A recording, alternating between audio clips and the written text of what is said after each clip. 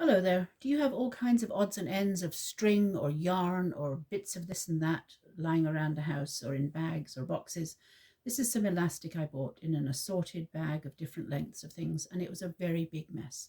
So I wound them together in a butterfly. Weavers use this for a butterfly shuttle, but let me show you how it goes. It's a very handy way to tidy things up. Here's some green elastic. I have a little tail, and I'm going to wind around my thumb and now my pinky, making this nice figure 8. It's actually quite a nice thing for calming and soothing needs. If you've got a child that's wriggly or something, they could easily do this. Be sure you don't pull it together so your finger and thumb come tighter together. It takes a little sense of where you're going. So finger, thumb, finger, thumb, finger, thumb, and so on until you're almost at the end of what you're winding here. And now I'm going to tuck this around, and we could call this the body of the butterfly. So I'm going to go around here, the body of the butterfly. You see the wings appear here, right? Left and right.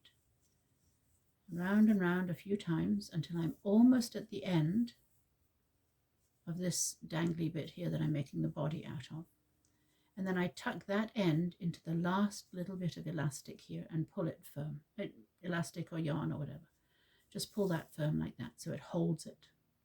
Slide it off your fingers.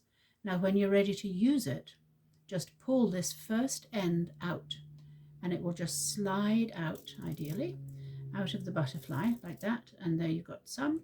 You can slide more out as you need and just pull it out as you want it. And then the rest of it stays neatly put together. All right? Enjoy your butterfly.